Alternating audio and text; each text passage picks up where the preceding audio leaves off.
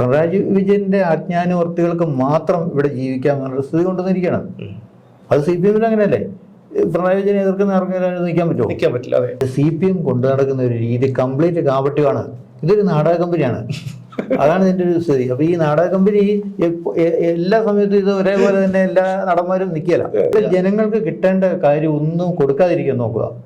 അവരെന്ത് ദുരിതത്തിലേക്കും പോകട്ടെ, പണം പിരിക്കുക എന്നുള്ള ഒറ്റ അജണ്ട മാത്രമേ ഉള്ളൂ. മുഖ്യമന്ത്രിക്ക് പൈസ കൊടുക്കാൻ തീരുമാനിക്കുന്നില്ല. DYFI 25 വീട് പണിത് കൊടുക്കാനാണ് തീരുമാനിക്കുന്നത്. മുഖ്യമന്ത്രി വിശ്വാസമില്ലാത്തതുകൊണ്ടല്ലേ? അല്ല, മുഖ്യമന്ത്രി എങ്ങനെ വിശ്വസിക്കാൻ കഴിയും? ടൂറിസ്റ്റുകൾക്ക് അവിടെ വരാൻ കഴിയും. ഒരു 3000 രൂപ ഡെയിലി റേറ്റ് ഇട്ടാൽ പോലും ഒരു 15 ദിവസം ഗസ്റ്റുകളെ കിട്ടിയാൽ തന്നെ അവർക്ക് ഒരു ഫാമിലിക്ക് കഴിഞ്ഞു പോകാനുള്ള ഫണ്ട് അവിടെ ഉണ്ടാവും.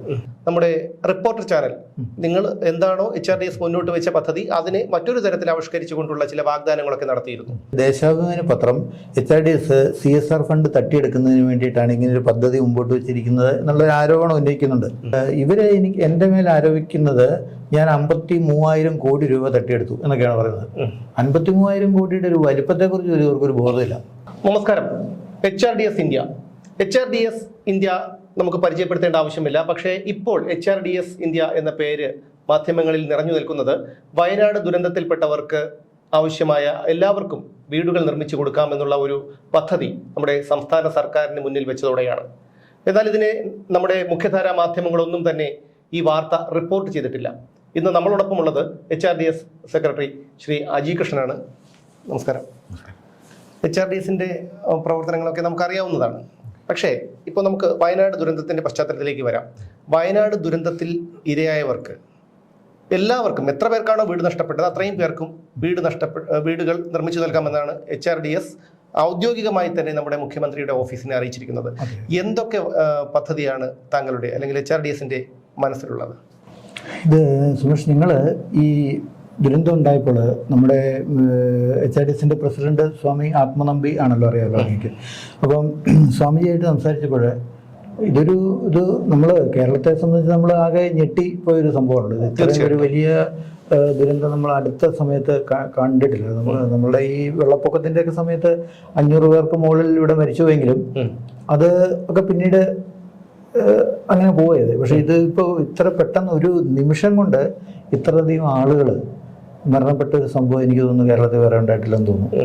അപ്പോൾ അതിൻ്റെ ഒരു ഞെട്ടല് എല്ലാവരെയും ഒരുപോലെ തന്നെയാണ് ഫീൽ ചെയ്തിട്ടുള്ളത്. അപ്പോൾ അതിൻ്റെ ഭാഗമായിട്ട് ഞങ്ങൾ സ്വാമിജിയായിട്ട് സംസാരിച്ചപ്പോൾ സ്വാമിജി നമ്മുടെ ബ്രസീൽ ആണ് നമ്മുടെ ഈ സ്വാമിജിയുടെ പ്രധാന ആശ്രമമൊക്കെ. അവരുമായിട്ട് സംസാരിച്ചു. അവർ നമ്മളോട് പറഞ്ഞു. അപ്പം ഉദ്ദേശം ഒരു കണക്കേ അന്ന് ഉണ്ടായിരുന്നുള്ളൂ. നമുക്ക് കൃത്യമായിട്ടൊരു കാര്യം പറയാൻ മാത്രമുള്ളൊരു ഒരു ഡേറ്റാസ് ഒന്നും വന്നിരുന്നില്ല. പക്ഷെ ഉദ്ദേശം ഒരു 500 വീട് വേണ്ടി വന്നേക്കാം എന്നുള്ള രൂപത്തിലാണ് നമ്മൾ പറഞ്ഞത്.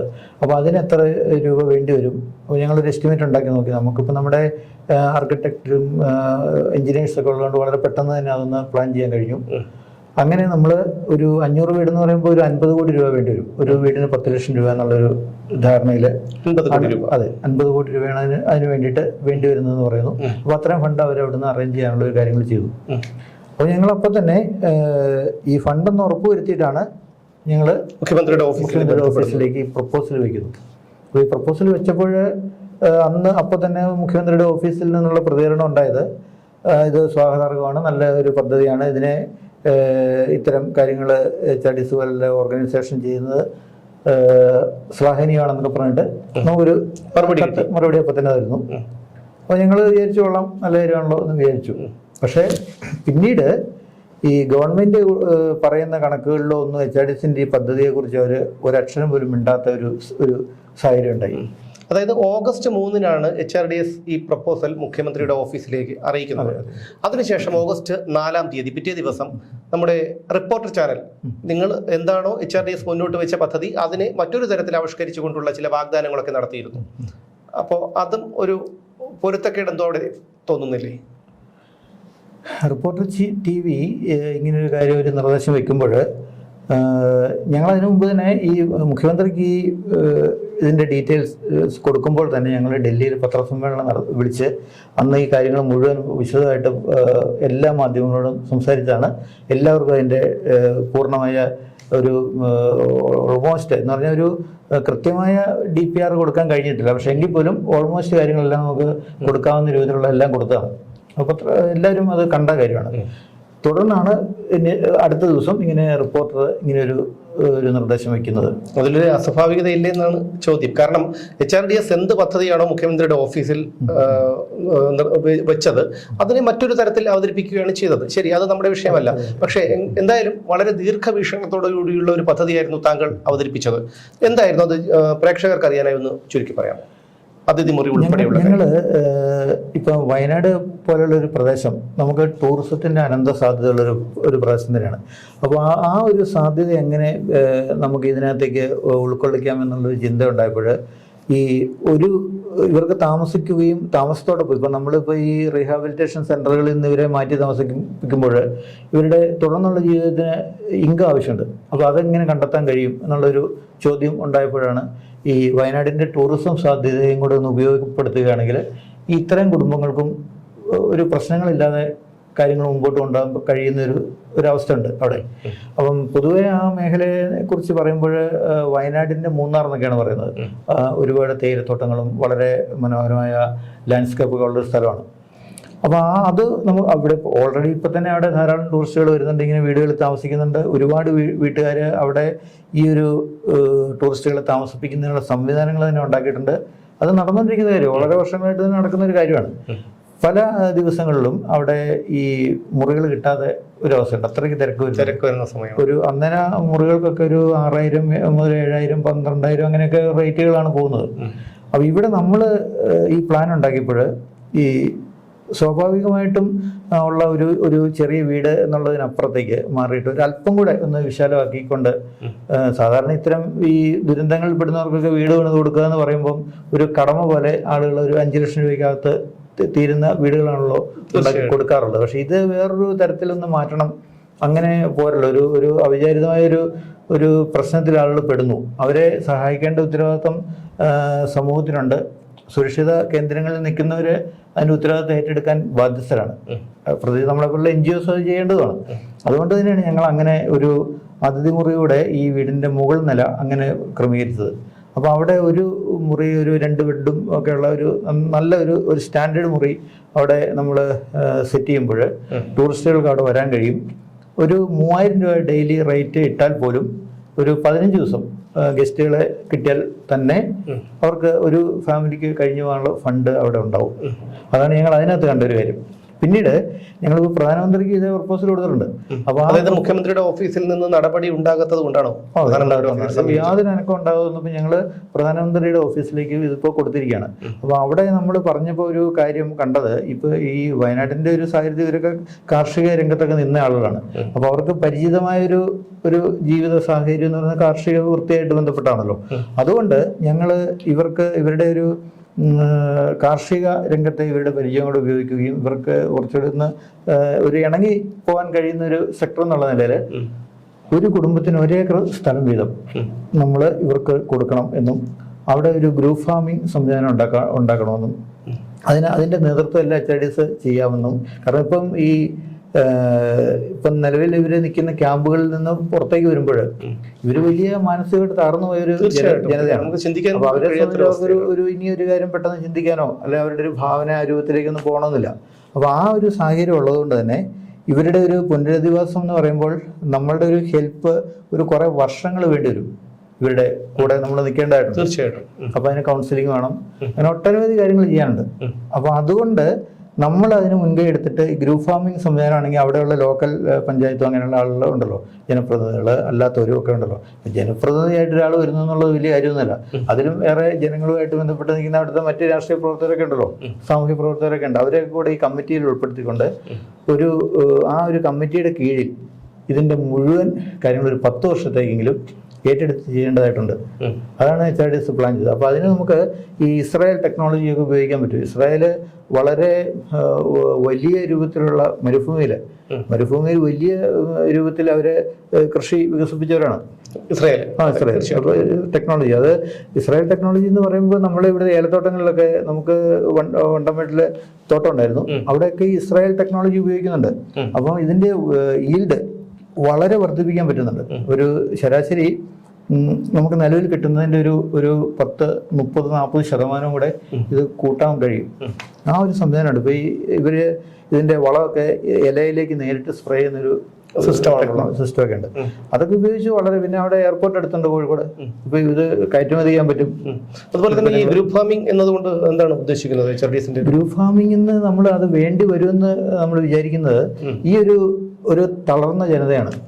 എല്ലാം നഷ്ടപ്പെട്ട് മാനസികമായിട്ടും ശാരീരികവും എല്ലാം തകർന്ന ഒരു ജനതയെ നിങ്ങൾ പോയി 1 ഏക്കർ സ്ഥലം തന്നിട്ട് നിങ്ങൾ പോയി കൃഷി ചെയ്തോളൂ എന്ന് പറഞ്ഞാൽ അത് പ്രായോഗികമാകും തോന്നില്ല. അപ്പോൾ അതുകൊണ്ടാണ് അതൊരു ഗ്രൂപ്പ് ഫാമിംഗ് സിസ്റ്റത്തിലേക്ക് കൊണ്ടുവന്നാൽ ഇവർക്ക് ഇവരുടെ ഒരു പോർഷനിൽ നിന്നുള്ള ആ ഒരു വരുമാനം ഇവർക്ക് സ്ഥിരമായിട്ട് കിട്ടുകയും ചെയ്യും. പതുക്കെ ഇവർക്ക് ലൈഫിലേക്ക് മടങ്ങി വരാൻ കഴിയും. പുതിയ ജീവിതം, പുതിയ കാലാവസ്ഥ എല്ലാം ഇവർക്ക് നേടിയെടുക്കാൻ പറ്റും. ഓഗസ്റ്റ് 3-ാം തീയതി HRDS ഒരു പ്രപ്പോസൽ മുഖ്യമന്ത്രിയുടെ ഓഫീസിലേക്ക് വയ്ക്കുന്നു. അവിടുന്ന് മറുപടി കിട്ടുന്നു. അതിനുശേഷം എന്തെങ്കിലും ഒരു നടപടി മുഖ്യമന്ത്രിയുടെ ഭാഗത്തുനിന്നോ അദ്ദേഹത്തിന്റെ ഓഫീസിന്റെ ഭാഗത്തുനിന്നോ സർക്കാരിന്റെ ഭാഗത്തുനിന്നോ ഉണ്ടായിട്ടുണ്ടോ? ഇതേവരെ അങ്ങനെ യാതൊരു കാര്യങ്ങളും ഉണ്ടായിട്ടില്ല. ഇന്നലെയും ഇന്നുമൊക്കെ ആയിട്ട് ദേശാഭിമാനി പത്രം HRDS CSR ഫണ്ട് തട്ടിയെടുക്കുന്നതിന് വേണ്ടിയിട്ടാണ് ഇങ്ങനൊരു പദ്ധതി മുമ്പോട്ട് വെച്ചിരിക്കുന്നത് എന്നുള്ളൊരു ആരോപണം ഉന്നയിക്കുന്നുണ്ട്. അല്ല, അത് ദേശാഭിമാനിയിൽ ഞാനും അത് കണ്ടിരുന്നു. ആ വാർത്ത അവർ പറയുന്ന ചില കാര്യങ്ങളിൽ ഒരു വ്യക്തത വരുത്തുന്നുണ്ട്. കാരണം പ്രേക്ഷകർക്ക് അതിനെക്കുറിച്ച് അറിയണം. ദേശാഭിമാനി ആകുമ്പോൾ ഒരുപാട് പേര് വിശ്വസിക്കുന്ന ഒരു പത്രമാണ്. അപ്പോൾ അതുകൊണ്ട് തന്നെ അതിനെക്കുറിച്ച് ഒരു വ്യക്തത വരുത്തേണ്ട ഒരു ചുമതല താങ്കൾക്കുണ്ട്. ഈ CSR ഫണ്ട് വിനിയോഗിച്ചിട്ടാണ് ഈ കാര്യങ്ങളൊക്കെ ചെയ്യുന്നത്. എങ്ങനെയാണ് ഈ ഫണ്ട് വരുന്നത്? HRDSന്റെ ഈ പ്രോജക്റ്റിലേക്ക് നമുക്ക് CSR ഫണ്ട് നമ്മൾ ആവശ്യപ്പെട്ടിട്ടില്ല ആരോടും. നമ്മൾ ഇതിനിപ്പോൾ നമുക്ക് ഓൾറെഡി ഫണ്ടായിട്ടുണ്ട്. നമ്മൾ CSR ഫണ്ട് യൂസ് ചെയ്യുന്നത് മറ്റ് ചില സെക്ടറുകളിലുണ്ട്. അപ്പോൾ CSR എന്ന് പറയുന്നത് കോർപ്പറേറ്റ് സോഷ്യൽ റെസ്പോൺസിബിലിറ്റി ഫണ്ട് എന്ന് പറയുന്നത് ഈ രാജ്യത്തിന്റെ ഫണ്ട് തന്നെയാണ്. അല്ലാതെ ഏതെങ്കിലും കമ്പനി തരുന്നു എന്നുള്ളതുകൊണ്ട് ആ കമ്പനിയുടെ ഫണ്ട് അല്ലാതെ അവരുടെ പ്രോഫിറ്റിൽ നിന്ന് അതിന്റെ 2% 5 കോടി രൂപയ്ക്ക് മുകളിൽ പ്രോഫിറ്റ് ഉള്ളവരെ ആണ് ഈ 2% മാറ്റിവെക്കേണ്ടത്. അത് ഇവിടെ ഗവൺമെന്റ് നിയമം കൊണ്ടുവന്നതാണ്. അത് ഏതൊരു കമ്പനിയും മാറ്റിവെച്ചേ പറ്റുള്ളൂ. അപ്പോൾ വലിയ കമ്പനികൾക്ക് 100 കണക്കിന് കോടി രൂപ ഉണ്ടാവും, ചെറിയ കമ്പനികൾക്ക് ചെറിയ പൈസ ഉണ്ടാവുള്ളൂ. അപ്പോൾ നമ്മളിപ്പോൾ കൂടുതൽ ഈ പെട്രോളിയം സെക്ടറിലുള്ള കമ്പനികളിൽ നിന്നൊക്കെയാണ് CSR നമുക്ക് കിട്ടിയിട്ടുള്ളത്. അപ്പോൾ അത് ഇതിനകത്തുനിന്ന് 1 രൂപ പോലും വക മാറ്റി ചെലവഴിക്കാനോ ഒരു തട്ടിപ്പ് നടത്താനോ ഇന്നത്തെ സാധ്യമല്ല. ഇന്ന് ഇവിടെ ഭരിക്കുന്ന മോദിജിയാണ്. എല്ലാ സിസ്റ്റവും കറക്റ്റാക്കിയിരിക്കുകയാണ്. ഇപ്പോൾ അങ്ങേക്ക് അറിയാമല്ലോ, കഴിഞ്ഞ നമ്മൾ ഈ HRDS സ്വപ്ന സുരേഷ് എന്ന് പറയുന്നൊരു സ്ത്രീക്ക് ജോലി കൊടുത്തതുമായി ബന്ധപ്പെട്ട് വലിയ കോലാഹലം ഗവൺമെൻറ് ഉണ്ടാക്കി നമുക്കെതിരെ. എന്നെ അന്ന് അറസ്റ്റ് ചെയ്തു, കള്ളക്കേസ് എടുത്തിട്ട്. ആ സമയത്തൊക്കെ ഇവര് നമ്മുടെ ഓഫീസുകളിൽ മുഴുവൻ നിരന്തരം റെയ്ഡ് നടത്തി. നമ്മുടെ കോളേജുകളിൽ എല്ലാം ഒരേ സമയം റെയ്ഡുകൾ നടത്തുകയാണ്. അന്നൊന്നും ഇവർക്ക് ഒരു കാര്യം കണ്ടുപിടിക്കാൻ പറ്റില്ല. അതാണ് സംസ്ഥാന സർക്കാരിന്റെ നിയന്ത്രണത്തിലുള്ളതാണ് വിജിലൻസും പോലീസും ഒക്കെ. അവരൊക്കെ നിരന്തരം താങ്കളുടെ വീട്ടിൽ വരെ കയറി ഇറങ്ങി റെയ്ഡ് നടത്തിയതാണ്, ഓഫീസിലൊക്കെ റെയ്ഡ് നടത്തിയതാണ്. എന്നിട്ട് പോലും ഇപ്പം 3 വർഷമാകുന്നു അല്ലേ? ഈ 3 വർഷമായിട്ട് പോലും യാതൊരു നടപടിയും ഉണ്ടായില്ല. അപ്പോൾ അങ്ങനെ എന്തെങ്കിലും ഈ ഫണ്ട് സുതാര്യമല്ല ഇടുന്നു വിനിയോഗിച്ചതെങ്കിൽ അതിന്റെ നടപടി ഉണ്ടാകേണ്ടതല്ലേ? അതെ, തീർച്ചയായും. അതായത് എൻ്റെ മേൽ ആരോപിക്കുന്നത് ഞാൻ 53,000 കോടി രൂപ തട്ടിയെടുത്തു എന്നൊക്കെയാണ് പറയുന്നത്. 53,000 കോടിയുടെ ഒരു വലിപ്പത്തെക്കുറിച്ച് ഇവർക്കൊരു ബോധമില്ല. അത്രയ്ക്ക് മണ്ടത്തരങ്ങൾ പറയുന്ന ഒരു ജനതയായി കേരളത്തിലെ ആളുകൾ മാറുകയാണ്. അപ്പോൾ എനിക്ക് അത്ഭുതം തോന്നുന്നത്, ഇപ്പോൾ പണ്ടൊക്കെ ഞങ്ങൾക്ക് CPM ഉണ്ടായിരുന്നവരാണല്ലോ. അപ്പോൾ ആ ഒരു കാലം നമ്മൾക്ക് ഇന്ന് ഓടിപ്പോകുന്നവരാണ്, രക്ഷപ്പെട്ട് ഓടിയത്. അപ്പം നമ്മളൊക്കെ വിചാരിക്കുന്ന ഒരു തലത്തിൽ നിന്ന് എത്രമാത്രം താഴേക്ക് പോയിരിക്കുന്നു. ജനങ്ങളുടെ ഒരു പ്രതികരണശേഷി, ബുദ്ധി, ഇതെല്ലാം നശിപ്പിച്ചു കളഞ്ഞു. അപ്പോൾ ആളുകൾക്ക് ഒരു പ്രശ്നത്തോടുള്ള അവരുടെ ഒരു പ്രതികരണം എങ്ങനെയാണ്? ഇപ്പോൾ ഒരാളെ വഴിയിട്ട് തല്ലുന്നു, കണ്ടാൽ നമ്മൾ അനങ്ങണ്ട, മാറിപ്പോകാന്നുള്ള ആ ഒരു ലെവലിലേക്ക് കേരളത്തിൻ്റെ ഒരു മാനസികാവസ്ഥ ഇവർ കൊണ്ടുവന്നിരിക്കുകയാണ്. എന്ത് തോന്നിയവസം കണ്ടാലും അതിനെ ചോദ്യം ചെയ്യാനോ അതിനെക്കുറിച്ച് ഒരു അക്ഷരം മിണ്ടാനോ പറ്റാത്ത തരത്തിൽ കേരളത്തിന്റെ മനസ്സിനെ ഒരു മാറ്റി. അത് പിണറായി വിജയന്റെ വരവോടുകൂടിയാണ്. പിണറായി വിജയന്റെ അജ്ഞാനവർത്തികൾക്ക് മാത്രം ഇവിടെ ജീവിക്കാം എന്നുള്ള സ്ഥിതി കൊണ്ടുവന്നിരിക്കുകയാണ്. അത് CPM അങ്ങനെയല്ലേ? പിണറായി വിജയനെ എതിർക്കുന്ന ആർക്കെങ്കിലും നിൽക്കാൻ പറ്റുമോ? നിൽക്കാൻ പറ്റില്ല. ഇപ്പൊ ഞങ്ങൾ ഇങ്ങനെ ഒരു നിർദ്ദേശം മുമ്പോട്ട് വെക്കുന്നു. ഇങ്ങനൊരു കാര്യം നമ്മൾ മുമ്പോട്ട് വെക്കേണ്ടി വരുന്ന സാഹചര്യം എവിടെയാണ്? ഇതിനു മുമ്പ് ഇവിടെ ഒട്ടനവധി പ്രശ്നങ്ങളുണ്ടായി. ഇപ്പൊ നമ്മുടെ അറിയാമല്ലോ, 2004 സുനാമി ഉണ്ടാകുന്നത് അല്ലേ? അപ്പോൾ ഈ സുനാമി ഉണ്ടായ കാലം മുതൽ ഉണ്ടായ ഒരു ദുരന്തത്തിലും ഇവര് ഫലപ്രദമായിട്ട് ഒരു റീഹാബിലിറ്റേഷൻ പദ്ധതികൾ ഇവിടെ നടപ്പായിട്ടില്ല കേരളത്തിൽ. പക്ഷെ മറ്റു സംസ്ഥാനങ്ങൾ നടന്നു. അന്ന് സുനാമിയിൽ ഏറ്റവും കൂടുതൽ നാശനഷ്ടങ്ങൾ ഉണ്ടായ ഒരു സംസ്ഥാനമാണ് തമിഴ്നാട്, ആന്ധ്രയൊക്കെ. ഒഡീഷ വരെ പോയിട്ടുണ്ട്. അപ്പോൾ ഈ തമിഴ്നാടൊക്കെ അത് വളരെ ഫലപ്രദമായിട്ട് കൈകാര്യം ചെയ്തു. അവിടെ മുഴുവൻ വീടുകൾ നഷ്ടപ്പെട്ടവർക്ക് മുഴുവൻ വീടുകൾ കിട്ടി. അതുപോലെ ജീവൻ നഷ്ടപ്പെട്ട ആളുകൾക്ക് അവരുടെ ആശ്രിതർക്ക് അൺലിമിറ്റഡ് ആയിട്ട് ഫണ്ട് കിട്ടി. അത് ഒരുപാട് NGOs, ഇപ്പം വിദേശത്തു നിന്നുള്ള നമ്മുടെ വേൾഡ് വിഷൻ, ആക്ഷൻ എയ്ഡ്, അങ്ങനെ എന്നൊക്കെ പറഞ്ഞിട്ടുള്ള ഒരു കാരിത്താസ്, അങ്ങനെ ഒരുപാട് NGOs, വിദേശ NGOകൾ അവിടെ വീടുകൾ പണിത് കൊടുത്തു. അമൃതാനന്ദമയി ഇവിടെ വീടുകൾ പണിത് കൊടുത്തു. ശ്രീലങ്കയിലെ മുഴുവൻ പ്രശ്നങ്ങളും മുഴുവൻ വീടുകളും അമൃതാനന്ദമയോടെ ആണ് പണിത് കൊടുത്തത്. അതിനുള്ള ഫണ്ടെല്ലാം ഉണ്ട്. എന്നിട്ട് ഇവിടെ ഇതൊന്നും ഇവർ ചെലവഴിക്കാൻ സമ്മതിക്കുന്നില്ല എന്നുള്ളതാണ്. അപ്പൊ ഇവരുടെ പരിപാടി എന്താണ്? ഇവിടെ ജനങ്ങൾക്ക് കിട്ടേണ്ട കാര്യം ഒന്നും കൊടുക്കാതിരിക്കാൻ നോക്കുക. അവരെന്ത് ദുരിതത്തിലേക്കും പോകട്ടെ, പണം പിരിക്കുക എന്നുള്ള ഒറ്റ അജണ്ട മാത്രമേ ഉള്ളൂ. അല്ല, ഈ CPM-ന്റെ അടിത്തറ എന്ന് പറയുമ്പോൾ തന്നെ അതൊരു ദാരിദ്ര്യത്തിൽ ഊന്നിയതാണല്ലോ. ദാരിദ്ര്യമുള്ളിടത്തെ CPM നിലനിൽക്കുള്ളൂ, കമ്മ്യൂണിസം നിലനിൽക്കുള്ളൂ. താമര ചെളിയില് വളരുള്ളൂ പ്രശ്നമാണ്. പക്ഷെ ഇതിനകത്ത് ഒരു അപകടം എന്താണെന്നറിയോ? ഈ ഞാൻ പറയുമ്പോൾ അതിനെ ഏത് രൂപത്തിൽ എടുക്കുമെന്ന് അറിയില്ല. പക്ഷേ ഇത് മനുഷ്യൻ്റെ അസൂയ എന്ന് പറയുന്ന ഒരു വികാരത്തെ ഡെവലപ്പ് ചെയ്തെടുത്തൊരു പ്രത്യയശാസ്ത്രം മാത്രമാണ്. വേറെ ഒരു കാര്യം ഇതിനകത്തില്ല. തീർച്ചയായിട്ടും. കാരണം അതിന് പറയാനൊരു കാരണം എന്ന് പറയുന്ന ആൾക്ക് അടുത്തുള്ളവരുടെ അസൂയ ഉണ്ടായതുകൊണ്ട് സാധനം ഉണ്ടായത്. അപ്പൊ ഇങ്ങനെ കുറെ അസൂയാലുക്കൾ ചേർന്നിട്ട് ഒരു സംവിധാനം ഉണ്ടാക്കുന്നു. അതിനൊരു പേരിട്ട് ആ പ്രത്യയശാസ്ത്രം വളർത്തിക്കൊണ്ടുവരികയാണ്.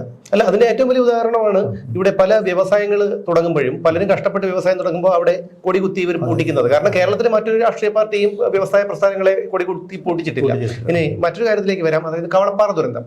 ഈ കവളപ്പാറ ദുരന്തം ഉണ്ടായപ്പോഴും HRDS ഇത്തരം ഒരു പദ്ധതി മുന്നോട്ട് വെച്ചിരുന്നു അല്ലേ? അതിനെക്കുറിച്ച് അതൊന്ന് 57 പേര് ആണ് അവിടെ മരണപ്പെട്ടത്.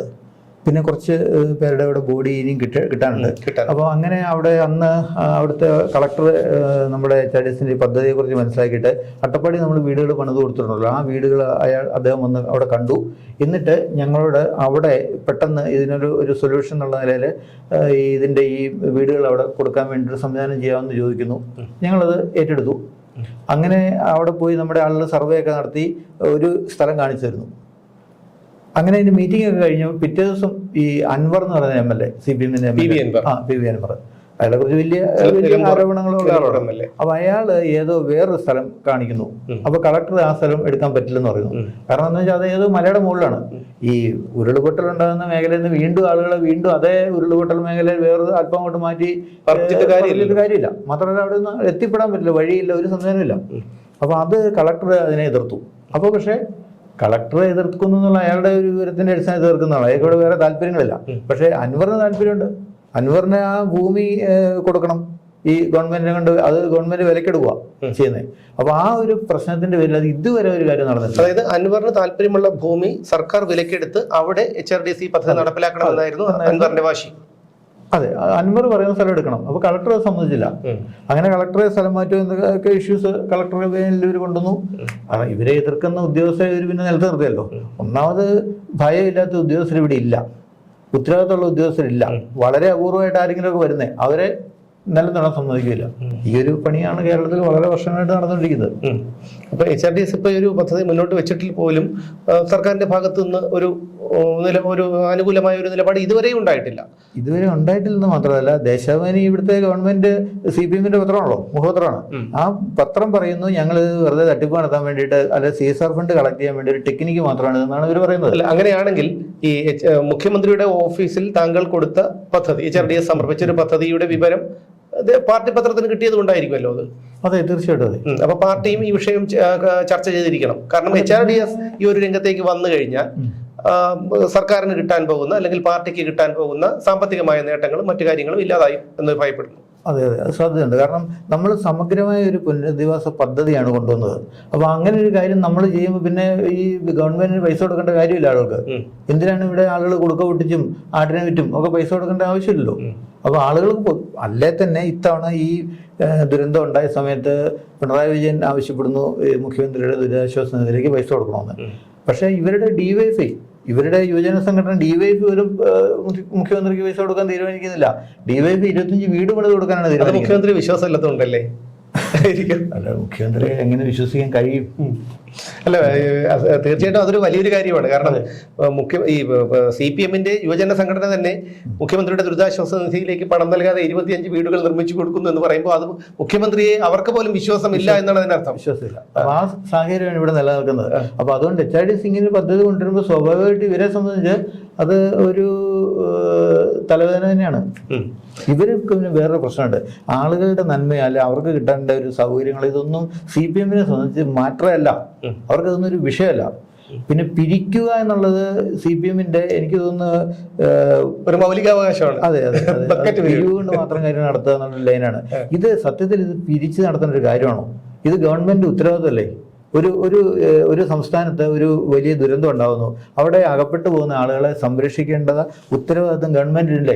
അല്ലാതെ ഇവിടെ ബക്കറ്റ് നടത്തിയും ആളുകളോട് നിങ്ങളെ ഇവരെ സഹായിക്കാൻ വേണ്ടി പൈസ വരും എന്ന് പറഞ്ഞിട്ട് ഈ പിച്ച് തണ്ടി ആ പൈസ മേടിച്ചാണ് ഇത് ചെയ്യേണ്ടത്. അല്ല, ഇവിടെ മറ്റൊരു കാര്യം കൂടി നമുക്ക് പറയേണ്ടതുണ്ട്. 2018 ഓഖി ദുരന്തം നടക്കുന്നത്. ഈ ഓഖി ദുരന്തത്തിൽ മുഖ്യമന്ത്രിയുടെ ദുരിതാശ്വാസ നിധിയിലേക്ക് കിട്ടിയത് എന്റെ ഓർമ്മ ശരിയാണെങ്കിൽ 124 കോടി ചില്ലുവാനം രൂപയാണ്.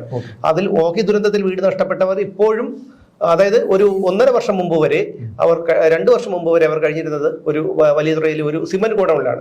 അതിനുശേഷം രണ്ടാമത് പിണറായി സർക്കാരിന്റെ സമയത്തെ ഒരു തെരഞ്ഞെടുപ്പ് വന്നപ്പോഴാണ് ഇവരെ വാടക വീടുകളിലേക്ക് മാറ്റിയത്. എന്നാലും ഇപ്പോഴും 2-3 കുടുംബങ്ങൾ ആ ഒരു സിമന്റ് ഗോഡൌണിൽ കഴിയുന്നുണ്ട്. അപ്പൊ അതിൽ നിന്ന് തന്നെ വ്യക്തമല്ലേ, ഈ 6 വർഷമായിട്ട് ഓഖി ദുരന്തത്തിൽപ്പെട്ടവർക്ക് വീട് നിർമ്മിച്ചു കൊടുക്കാൻ സർക്കാരിന് കഴിഞ്ഞിട്ടില്ല. കാര്യം മനസ്സിലാക്കൂ, ഇത് സുനാമി മുതലാണ് കേരളത്തിൽ ഇത്തരം വലിയ ദുരന്തങ്ങൾ കണ്ടു തുടങ്ങുന്നത്. ആ കാലം മുതൽ ഇപ്പം ഈ 2024 വരെ ഉണ്ടായി. ഇപ്പൊ ഈ ദുരന്തം വരെ വന്നപ്പോഴും ഇവരെ സംബന്ധിച്ച് ഒന്നും ചെയ്യാൻ പരിപാടിയില്ല, ഒരു പദ്ധതി ഇവരുടെ ഇല്ല യാതൊരു. അതുകൊണ്ടാണല്ലോ പ്രധാനമന്ത്രി വന്ന് പറഞ്ഞത് നിങ്ങൾ അതിന്റെ റിപ്പോർട്ട് തരൂ. ഇവര് 2000 കോടി രൂപയാണ് ചോദിക്കുന്നത്, അല്ലാതെ ഇതിന് ഇത്ര രൂപ ഇന്ന കാര്യത്തിന് നമുക്ക് വേണം എന്ന് പറയുന്നില്ലല്ലോ. അത് പറയാതെ ചുമ്മാ പ്രധാനമന്ത്രി വന്നു ഉടനെ 2000 കോടി രൂപ ചോദിക്കുന്നു, അതിവിടെ കൊടുത്തിട്ട് തന്നെ ഇത് വിളറിക്കപ്പെടണോ? അല്ല, പൈസ മതിയല്ലോ. പൈസ കാര്യങ്ങൾ നടത്തണം. ശമ്പളം കൊടുക്കണ്ടേ? അടുത്ത മാസം ശമ്പളം കൊടുക്കണ്ടേ? ഇപ്പൊ കടപ്പത്രം ഇറക്കിട്ട 3000 കോടി ഒപ്പിച്ചത് ഈ മാസം. അപ്പൊ ഗവൺമെന്റ് ഇതിന്റെ പ്രശ്നം വെച്ചാൽ ഗവൺമെന്റ് ധൂർത്തടിച്ചും മിസ്മാനേജ്മെന്റ് കൊണ്ടും ഇവിടുത്തെ സംവിധാനം മുഴുവൻ പാടെ തകർത്തു കളഞ്ഞു. ഇവിടെ ഇൻകം ഉണ്ടാകേണ്ട ഒരു വലിയ രൂപത്തിലുള്ള ബുദ്ധിയും അതുപോലെ മറ്റ് ദൈവത്തിന്റെ അനുഗ്രഹങ്ങളെല്ലാം ഉള്ളൊരു സംസ്ഥാനം നശിപ്പിച്ചു കളഞ്ഞു. ഇപ്പൊ ബംഗാൾ പോലെ അല്ലെങ്കിൽ ത്രിപുര പോലെ നശിപ്പിച്ചു കളയാണ്. ഇപ്പൊ നമ്മളുടെ പ്രോജക്റ്റ് ഒഡീഷ നടക്കുന്നുണ്ട്. ഒഡീഷ ഏതാണ്ട് 25 കൊല്ലമായിട്ട് ഈ ബിജു ജനതാളിന്റെ ആളുകൾ ഭരിച്ചുകൊണ്ടിരുന്ന സ്ഥലമാണ്. അവിടെ ഏതാണ്ട് സമാനമായ ഒരു രീതിയാണ്. ഇതെല്ലാം ഒരു സോഷ്യലിസ്റ്റ് ലൈനാണല്ലോ പറയുമ്പോൾ. അപ്പൊ ഈ സോഷ്യലിസ്റ്റുകൾ വന്നിട്ട് ആളുകളുടെ ജീവിതം നശിപ്പിക്കുന്നു എന്നുള്ളതല്ലാതെ വേറെ ഒരു പുരോഗതി ആളുകൾക്ക് ഉണ്ടാക്കി കൊടുക്കാൻ ഇവരെ കൊണ്ട് സാധിക്കുന്നില്ല. അപ്പൊ എന്ത് സോഷ്യലിസ്റ്റ് ആണ് ഇവർ നടപ്പാക്കാൻ പോകുന്നത്? അവിടെയൊക്കെ വലിയ മുതലാളിമാരുണ്ടാകുന്നുണ്ട്. വലിയ ഖനിയുടെ ഒരു മേഖലയാണ് അവിടെ. ഈ ഒഡീഷ ഇത്ര സമ്പന്നമായ സംസ്ഥാനം വേറെ എവിടെയുണ്ട്?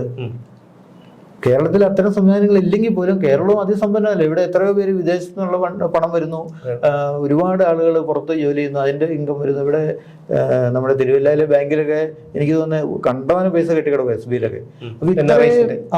അപ്പൊ ഇത്ര ഇൻകം വരുന്ന ഒരു സ്ഥലത്ത് പോലും ഇവര് കാണിച്ചു കൂട്ടുന്ന പണികൾ എന്തൊക്കെയാണ്? അല്ല, അത് സാധാരണ ഇവിടെ ഒരു നിക്ഷേപിക്കാൻ ആരും ധൈര്യപ്പെടുന്നില്ല എന്നുള്ളതാണ് അതിന്റെ ഒരു വാസ്തവമായിട്ടുള്ള ഒരു കാര്യം. ഇനി മറ്റൊരു കാര്യത്തിൽ വരികയാണെങ്കിൽ എങ്ങനെയാണ് ഈ ഒഡീഷയിലെ കാര്യം കൂടി ഒന്ന് പറയുമ്പോൾ 1000-ഓളം വീടുകളാണ് അവിടെ നിർമ്മിക്കുന്നത്. അവിടെ 10,000 വീടാണ് പണിയുന്നത്. 10,000 വീടാണ് ഇപ്പൊ നമ്മള്. അത് ഒഡീഷ സർക്കാർ ക്ഷണിച്ചിട്ടാണല്ലോ HRDS അങ്ങോട്ട് പോകുന്നത്. തീർച്ചയായിട്ടും. അപ്പൊ അവിടെ അതിപ്പോ ഇവിടുത്തെ ഇഷ്യൂസ് ഉണ്ടായി കഴിഞ്ഞപ്പോൾ അവിടെ നമ്മളുടെ ഒരു ടീം ചെറിയ രൂപത്തിൽ ചില വർക്കുകൾ ചെയ്യുന്നുണ്ടായിരുന്നു, ഈ വുമൺ എംപവർമെന്റ് സംവിധാനമൊക്കെ ആയിട്ട് ബന്ധപ്പെട്ട്. അപ്പോൾ അവിടുത്തെ അന്ന് ഈ ഖനിയായിട്ട് ബന്ധപ്പെട്ട മിനിസ്റ്ററാണ്, PWDയുടെയും അതുപോലെ ഈ സ്റ്റീലിൻ്റെ ഒക്കെ ഒരു മന്ത്രി ഉണ്ടായിരുന്നു. അദ്ദേഹം ആണ് നമ്മളെ അങ്ങോട്ട്, പ്രഫുൽ കുമാർ മാലിക് എന്ന് പറയും അദ്ദേഹം. പക്ഷെ ഇപ്പം തോറ്റുപോയി, BJP ആണ് അവിടെ ഇപ്പം ജയിച്ചത്. അപ്പം അദ്ദേഹമാണ് നമ്മളെ അങ്ങോട്ട് വിളിക്കുന്നത്. അങ്ങനെയാണ് നമ്മളവിടെ പോയി വീടിന്റെ പണി ആരംഭിച്ചത്. പക്ഷെ അത് അവിടെ പോയിക്കൊണ്ടിരിക്കുന്നു, എന്നിട്ട് പോകുന്നുണ്ട്. അവിടെ എല്ലാ ഹെൽപ്പും അവര് ചെയ്യുന്നുണ്ട്, സർക്കാർ ചെയ്യുന്നു. പിന്നെ അവിടെ ഒരു ഗുണമുള്ളത്, അവിടെ ഈ DM ഫണ്ട് എന്ന് പറഞ്ഞിട്ട് ഈ നമ്മുടെ ഡിസ്ട്രിക്ട് മിനറൽ ഫണ്ട് എന്ന് പറഞ്ഞിട്ട് ഫണ്ടുണ്ട്. അത് കണ്ടമാനം പൈസ കെട്ടിക്കിടക്കുക. അപ്പൊ ആ ഫണ്ടിൽ നിന്നാണ് അവിടെ ഇതിനു വേണ്ടിയിട്ടുള്ള ആദിവാസികൾക്ക് വേണ്ടിയിട്ടാണോ? ആദിവാസികൾക്ക് വേണ്ടി തന്നെയാണ്. പക്ഷെ ഇനിയിപ്പോ അവരിപ്പോ ആവശ്യപ്പെടുന്നത് മറ്റു വിഭാഗം ആദിവാസികളെക്കാൾ പട്ടിണിക്കാരവിടെ വേറെ ഉണ്ട്, ദാരിദ്ര്യത്തിൽ കഴിയുന്നത്. അതെ.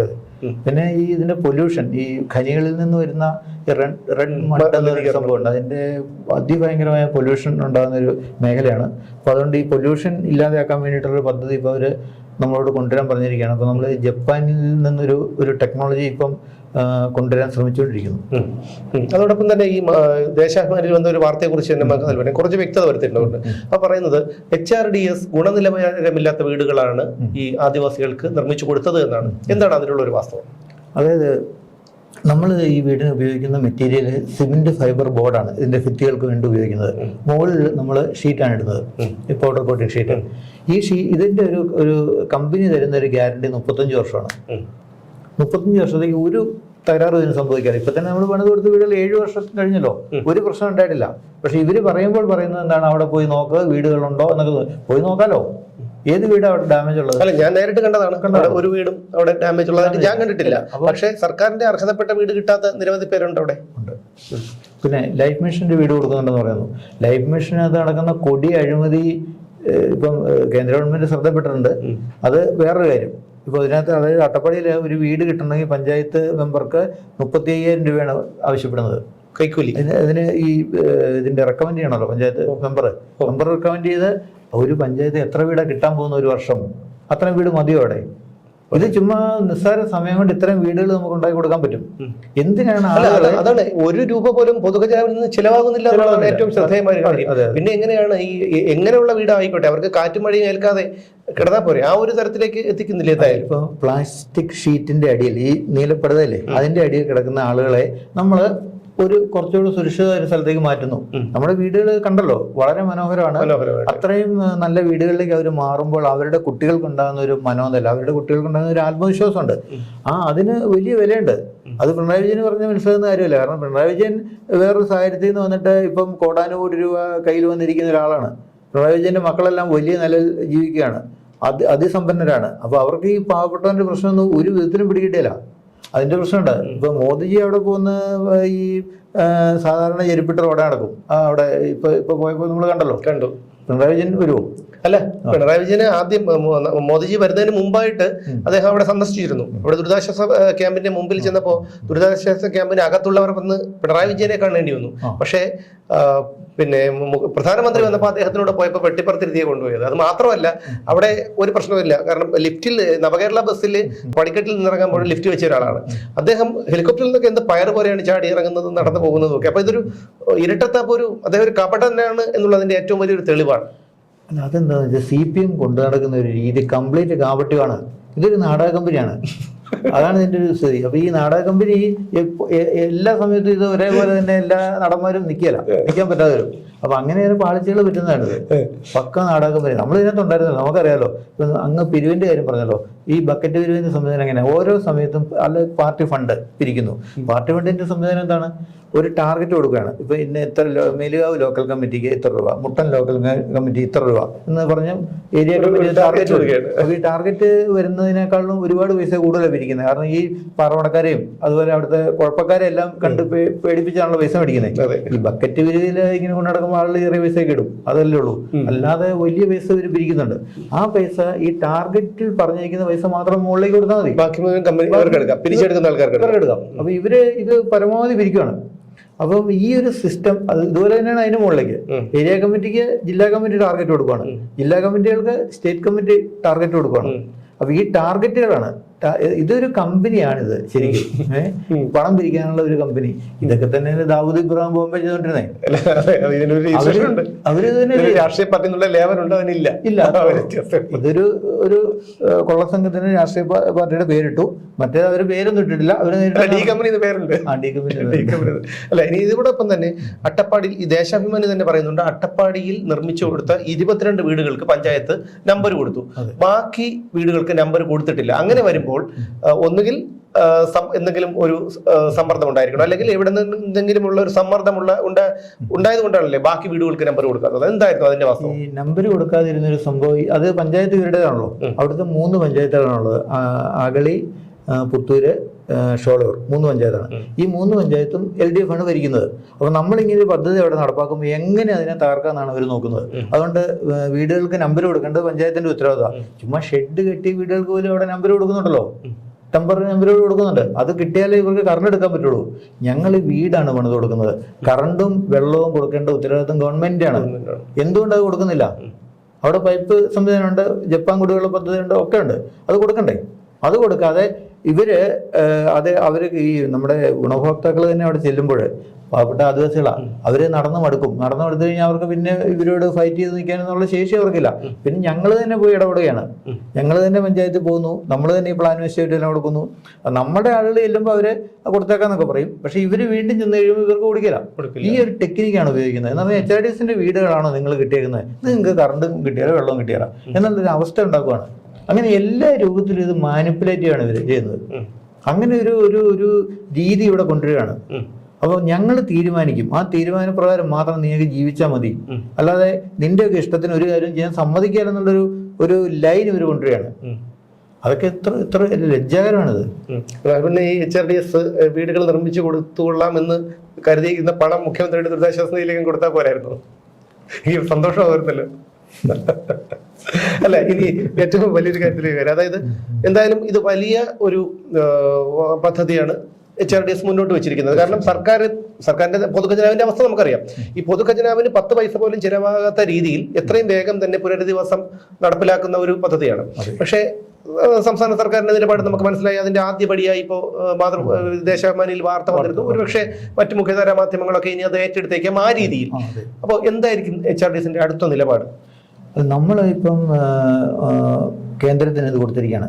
പക്ഷെ കേന്ദ്രത്തിന്റെ ഒരു പ്രശ്നം എന്ന് വെച്ചാൽ ഒരു സംസ്ഥാനത്ത് ഒരു കാര്യം നടക്കുമ്പോൾ സംസ്ഥാനത്തിന്റെ ഒരു ഇതിനെ അവരുടെ ഒരു കാഴ്ചപ്പാടുകളെ മറികടന്നുകൊണ്ട് ചെയ്യാൻ കഴിയുമെന്ന് എനിക്കറിയില്ല. അപ്പൊ ഞങ്ങൾ എന്തായാലും കൊടുത്തിട്ടുണ്ട്. അപ്പൊ അവര് ഇനി മുകളിൽ നിന്ന് നിർദ്ദേശം വരുമെന്ന് നോക്കാം നമുക്ക്. പക്ഷെ ഇത് ഞങ്ങളുടെ ഈ പദ്ധതി നമുക്ക് അതിന്റെ ടീമെല്ലാം ഉണ്ട്. ഇപ്പൊ ഓൾറെഡി നമ്മൾ വർക്ക് ഓഡീഷൻ നടന്നുകൊണ്ടിരിക്കുന്നതുകൊണ്ട് തന്നെ പെട്ടെന്ന് ആ ആളുകളെ ഇങ്ങോട്ട് കൊണ്ടുവരാൻ പറ്റും. ഒരു 4-5 ദിവസം കൊണ്ട് ആളുകൾക്ക് ഇവിടെ വരാൻ പറ്റും. വന്നു കഴിഞ്ഞാൽ വളരെ സ്പീഡിൽ പണി ആരംഭിക്കാവുന്നുള്ളൂ. ലാൻഡ് ഉണ്ടെങ്കിൽ. അവിടെ ലാൻഡ് ഉണ്ട്. അവിടെ ഈ പറഞ്ഞ ഹാരിസൺ മലയാളം പ്ലാന്റേഷന്റെ സ്ഥലമുണ്ട്, കണ്ണന്തേവന്റെ സ്ഥലമുണ്ട്. ഈ സ്ഥലങ്ങളെല്ലാം ഇവിടെ നമ്മുടെ രാജ്യത്തിന്റെ സ്ഥലമല്ലേ? ബ്രിട്ടീഷുകാരുടെ കയ്യിൽ ഇരുന്ന ഒരു സ്ഥലങ്ങൾ ഇവിടെ രാജകുടുംബമൊക്കെ അവരുടെ സ്ഥലമെല്ലാം കൊടുത്തു ഗവൺമെന്റിന്. എന്നിട്ട് ഈ കമ്പനികൾ പോയപ്പോൾ അവരുടെ ഇഷ്ടക്കാർക്ക് കൊടുത്തിട്ട് പോയിരിക്കുകയാണ്. മര്യാദകളല്ലേ? തീർച്ചയായും നമുക്ക് സ്വാതന്ത്ര്യം കിട്ടിയപ്പോൾ ഇവര് പോയപ്പം കപ്പൽ കയറി പോയപ്പോൾ ഇവർക്ക് ഉള്ളതെല്ലാം ഇവിടെ കൊടുത്തിട്ട് പോയതാണല്ലോ. അപ്പൊ ഈ സ്ഥലം കൊടുക്കണ്ടേ? ഹാരിസൺ മലയാളം പ്ലാന്റേഷന്റെ ചുമതലക്കാരാരാണ്? അവർക്ക് ഇത് മേടിക്കാൻ എന്ത് റൈറ്റാ ഉള്ളത്? അതുകൂടെ ഗവൺമെന്റിന് കൊടുക്കണ്ടല്ലോ അവര്. ഇത് ഏതാണ്ട് ഇത്തരം ഒരു ദുരന്തം ഉണ്ടാകുമ്പോൾ ഗവൺമെന്റ് അത് ഏറ്റെടുത്ത് ചെയ്യാമല്ലോ. അതുപോലെ തന്നെ മറ്റൊരു വിഷയം എന്ന് പറഞ്ഞാൽ ഈ റിപ്പോർട്ടർ ചാനലുകാർ പറഞ്ഞിരിക്കുന്നത് 150 ഏക്കർ അവർ ടൗൺഷിപ്പ് നിർമ്മിച്ചു കൊടുക്കുന്നതാണ്. എവിടെ നിന്നാണ് അവർക്കൊക്കെ ഇത്രയും 150 ഏക്കറൊക്കെ കൈവശം വെക്കാനായിട്ടുള്ളത്? അത് ആലോചിക്കേണ്ട ഒരു വിഷയം തന്നെയാണ്. അതിനെക്കുറിച്ച് ചർച്ച നടത്തേണ്ടതായിട്ടുണ്ട്. ചർച്ച മാത്രമല്ല, അന്വേഷണം നടത്തണം. അവർക്ക് എവിടെ നിന്ന് കിട്ടി അത്രയും സ്ഥലമോടെ? അതാരാണ് സ്ഥലം കൊടുക്കുന്നത്? അതൊരു കാര്യം. പിന്നെ മാത്രമല്ല, ഇവർ ഇത്രയും വീട് പണിത് കൊടുക്കാന്ന് പറയുന്നുണ്ടല്ലോ, അതിന് പണം ഇടുന്നതാണ്. ഞങ്ങളൊരു NGO ആണ്. ഞങ്ങൾക്ക് പണം പിരിക്കാൻ വേണ്ടി കേന്ദ്ര ഗവൺമെന്റ് നമുക്ക് എല്ലാ ലൈസൻസുകളും തന്നിരിക്കാം. എല്ലാവരും നിങ്ങൾ പണം മേടിച്ചു എന്ന് പറഞ്ഞിരിക്കുകയാണ്. അത് വിദേശത്ത് നടക്കുക, എവിടെ നിന്ന് വേണം നമുക്ക് പണം കൊണ്ടുവരാം. ഇതൊരു കമ്പനിയല്ലേ, ഒരു ചാനലല്ലേ, ഒരു TV നടത്തിക്കൊണ്ടിരിക്കുന്ന. എങ്ങനെയാണ് അവർ ആ ഒരു ചാനൽ വാങ്ങിയത് എന്നുള്ള കാര്യവും അവരുടെ ചരിത്രമൊക്കെ കേരളത്തിലെ ജനങ്ങൾക്ക് അറിയാം. അല്ല, അതിപ്പം ഈ കള്ളത്തടി വീട്ട് കേസിലെ പ്രതികളാണ്. പിണറായി വിജയന്റെ പണമാണ് ഈ റിപ്പോർട്ടർ ചാനലിന് മുടക്കിയിട്ടുള്ളത് എന്നൊക്കെ കേൾക്കുന്നുണ്ടല്ലോ, ഈ നികേഷിന്റെ പ്രശ്നങ്ങളൊക്കെ വന്നപ്പോൾ ആ സമയത്ത്. അപ്പം അങ്ങനെ അതുപോലെ മറ്റേ ഒരു ഹോട്ടൽ വാങ്ങിയിട്ടുണ്ടല്ലോ എറണാകുളത്ത്, ഹോളിഡേ എന്ന് പറയുന്നത്. അത് ഇതിനകത്തൊക്കെ ഈ നമ്മുടെ ഗോപാലൻ ചേട്ടനെ ഇങ്ങനെ കൊണ്ട് മുമ്പിൽ നിർത്തുന്നുണ്ട്. ഇതാണ് ഇദ്ദേഹത്തിന്റെ അവിടെ പണമല്ല എന്ന് പറയാം. അങ്ങനെ കാണിക്കാൻ വേണ്ടി ഒരാളായിട്ട് പുള്ളി നിൽക്കുന്നുണ്ട്. ഇതോടൊപ്പം തന്നെ മറ്റൊരു കാര്യം, ഇപ്പോൾ ദേശാഭിമാനിയിൽ വന്നിരിക്കുന്ന ഒരു വാർത്ത, സിമന്റ് ബോർഡുകൾ കൊണ്ടാണ് വാസയോഗ്യമല്ലാത്ത വീടുകൾ അട്ടപ്പാടിയിൽ നിർമ്മിച്ചു കൊടുത്തതെന്നാണ്. വയനാട് ഏത് തരത്തിലുള്ള ഇതേ തരത്തിലുള്ളതാണോ? വയനാട് നമ്മളിപ്പം ഈ പറഞ്ഞ ടെക്നോളജി ഉപയോഗിച്ച് കഴിഞ്ഞാൽ ഇവർ സ്വാഭാവികമായിട്ടും പറയും ഇത് ആളുകൾക്ക് വാസയോഗ്യമല്ല, അതുകൊണ്ട് പറ്റില്ല എന്നൊക്കെ പറഞ്ഞ ഒരു പ്രശ്നങ്ങൾ ഉണ്ടാകാൻ സാധ്യതയുണ്ട് എന്നുള്ളത് കൊണ്ട് തന്നെ ഞങ്ങളിത് നോർമൽ ഇവിടെ ട്രഡീഷണൽ ആയിട്ട് ഇവിടെ നടന്നുകൊണ്ടിരിക്കുന്ന ഒരു നിർമ്മാണ രീതി തന്നെയാണ് ഉപയോഗിക്കാൻ. അതായത് കരിങ്കല്ലും സിമെന്റും അതുപോലെ സിമെന്റ് കല്ലുകളും ഉപയോഗിച്ചിട്ടുള്ള കൺവെൻഷണൽ ആയിട്ട് ഇവിടെ നടന്നുകൊണ്ടിരിക്കുന്ന ഒരു സിസ്റ്റം തന്നെയാണ് അവിടെ നമ്മൾ ഫോളോ ചെയ്യാൻ തീരുമാനിച്ചത്. അല്ലെങ്കിൽ അത് പറഞ്ഞിട്ട് പ്രശ്നം അവിടെ ഉണ്ടാകും. അങ്ങനെ ഒരു പ്രചാരണമാണ് ഇപ്പൊ നമുക്ക് എന്തായാലും ആ വാർത്ത വായിക്കുന്നവർക്ക് തോന്നുന്നത് അട്ടപ്പാടിയിൽ എങ്ങനെയാണോ വീട് നിർമ്മിച്ചത് അത്തരത്തിലുള്ള ഒരു ഗുണനിലവാരം ഇല്ല എന്നുള്ളത് അവർ പറയുന്നത്. ഗുണനിലവാരമുള്ളതാണെന്ന് നമ്മൾ കണ്ട് മനസ്സിലാക്കിയ കാര്യം. വളരെ ക്ലിയർ ആയിട്ട് നമ്മൾ അതിനകത്ത് എസ്റ്റിമേറ്റും പ്ലാൻ എല്ലാം കൂടെ അല്ലേ വെച്ചത്, കംപ്ലീറ്റ് കാര്യങ്ങൾ വെച്ചിരിക്കല്ലേ. പക്ഷെ അവര് ഇതൊന്നും കാണിയല്ല, വേറെ ആളുകളെ തെറ്റിദ്ധരിപ്പിക്കാൻ വേണ്ടി ഓരോ കാര്യങ്ങളാണ് പറയുക. ഇപ്പൊ തന്നെ CSR ഫണ്ട് അടിച്ചു മാറ്റി എന്നൊക്കെയാണ് പറയുന്നത്. ഇവരുടെ പണിയാ ഇതൊക്കെ. നമുക്കങ്ങനെ അടിച്ചു മാറ്റം നടക്കില്ല. അങ്ങനെ അടിച്ചു മാറ്റിയിട്ടില്ല. അങ്ങനെ അടിച്ചു മാറ്റാൻ വേണ്ടി അത് CMDRF ഫണ്ട് അല്ലല്ലോ. എനിക്ക് തോന്നുന്നു ഈ കണക്കുള്ളതാണ്. CSR ഫണ്ടിലൊക്കെ കണക്കുള്ളതാണല്ലേ. അല്ലാതെ ഇപ്പൊ എനിക്കൊരു 5000 വേണം അല്ലെങ്കിൽ 2 ലക്ഷം വേണം എന്ന് പറഞ്ഞാൽ തരാൻ പറ്റില്ലല്ലോ. ഇത് കൃത്യമായിട്ട് പ്രോജക്റ്റ് വെച്ച് ഇത്ര വീട് പണിയണം ഇന്ന സ്ഥലത്ത്, അതിന്റെ ബെനിഫിഷ്യറി ഇവരൊക്കെയാണ് എന്ന് പറഞ്ഞ ഈ ഡീറ്റെയിൽസ് മുഴുവൻ കൊടുത്തിട്ടാണ് അതിനുള്ള ഫണ്ട് വാങ്ങുന്നത്. അതിൽ നിന്ന് 1 രൂപ നമുക്ക് അങ്ങോട്ടോ മാറ്റാനോ മറിക്കാനോ പറ്റില്ല. ഇപ്പം ഇതിനകത്ത് നമുക്ക് ഇംപ്ലിമെന്റേഷൻ പണ്ടൊക്കെ ഇംപ്ലിമെന്റേഷൻ ചാർജ് ഒക്കെ ഒരു 5% എടുക്കാറുണ്ടായിരുന്നു. ഇപ്പൊ അത് നമ്മൾ വേണ്ടെന്ന് വെച്ചിരിക്കും. കാരണം അങ്ങനെ എടുത്താൽ ഇത് കൊണ്ടുപോകാൻ പറ്റില്ല. പിന്നെ നമുക്ക് ഈ സ്വാമിജിയുടെ ഡൊണേഷൻ ഫണ്ടുകൾ വരുന്നതിൽ എന്താണ് നമ്മുടെ ഈ ആളുകളുടെ സാലറി അങ്ങനെയുള്ള കാര്യങ്ങൾ കൊടുക്കുന്നത്. അപ്പൊ അതുകൊണ്ട് നമുക്കത് അങ്ങനെ ഒരു രൂപത്തിലുള്ള ഒരു കളി നടക്കില്ല. അത് ഇവര് പരിശോധിച്ചല്ലോ. ഇവര് തന്നെ ഇവരുടെ വിജിലൻസ്, ഇവരുടെ ക്രൈം ബ്രാഞ്ച്, ഇവരുടെ പോലീസ്, ഇവരുടെ പട്ടാളം, ഇവർക്ക് സ്വന്തം സംവിധാനങ്ങളുണ്ടല്ലോ. ഇവരിതെല്ലാം നോക്കിയല്ലോ. എന്നിട്ട് നടക്കാത്തൊരു കാര്യം എന്തെങ്കിലും കണ്ടുപിടിക്കാൻ പറ്റുമോ? എന്തായാലും വയനാട് ദുരന്തത്തിന്റെ പശ്ചാത്തലത്തിൽ ഖജനാവിൽ നിന്ന് 10 പൈസ പോലും ചെലവാകാത്ത രീതിയിൽ വീടുകൾ നിർമ്മിച്ചു കൊടുക്കാമെന്നുള്ള മഹത്തായ ഒരു വാഗ്ദാനം HRDS മുന്നോട്ട് വെച്ചിരിക്കുന്നു. ഇത് കേരളത്തിലെ പൊതുജനങ്ങൾ അറിയണം. ഞങ്ങളത് കാര്യകാരണ സഹിതം ആ വീടിന്റെ പ്ലാനുകൾ സഹിതം DNA ന്യൂസ് റിപ്പോർട്ട് ചെയ്തിരുന്നു. ഇപ്പോൾ നമ്മളോടൊപ്പം ഉള്ളത്, അതായത് കാര്യങ്ങൾ വിശദമായി പറഞ്ഞു തന്നത് HRDSന്റെ സ്ഥാപക സെക്രട്ടറി ശ്രീ അജീവ് കൃഷ്ണനാണ്. അതുപോലെ HRDSനെതിരെയും ഈ പദ്ധതിക്കെതിരെയും വ്യാപകമായിട്ടുള്ള കുപ്രചരണങ്ങൾ നടക്കുന്നുണ്ട്. ഇതും കേരളത്തിലെ ജനങ്ങൾ തിരിച്ചറിയണം. ഇത് സർക്കാരിനെതിരെയോ അല്ലെങ്കിൽ മുഖ്യമന്ത്രിക്കെതിരെയോ പാർട്ടിക്കെതിരെയോ ഉള്ള ഒരു പ്രചാരണമല്ല, പക്ഷേ ഇതൊരു വാസ്തവമാണ്. അവിടെ ഉറ്റവരെയും ഉടയവരെയും അതുപോലെ സമ്പാദ്യവും എല്ലാം നഷ്ടപ്പെട്ട ഒരു കൂട്ടം മനുഷ്യരുണ്ട്, നമ്മുടെ സഹജീവികളുണ്ട്. അവരോട് ഇപ്പോഴും മുമ്പ് കവളപ്പാറ ദുരന്തത്തിലും അതുപോലെ ഓഖി ദുരന്തത്തിലും ഒക്കെ വീട് നഷ്ടപ്പെട്ടവർ ഇന്നും വീടുകളില്ലാതെ നടക്കുന്നൊരവസ്ഥയിലാണ്. ആ അവസ്ഥയിലാണ് ഇപ്പോൾ വയനാടും ഒരു ദുരന്തം ഉണ്ടായിരിക്കുന്നത്. അപ്പോഴും ഈ ഒരു വാഗ്ദാനം സ്വീകരിക്കാൻ സർക്കാർ തയ്യാറല്ല എന്നുള്ളതാണ്. ഇത് കേരളത്തിലെ ജനങ്ങൾ മനസ്സിലാക്കണം എന്നുള്ളതാണ് എനിക്ക് പറയാനുള്ളത്.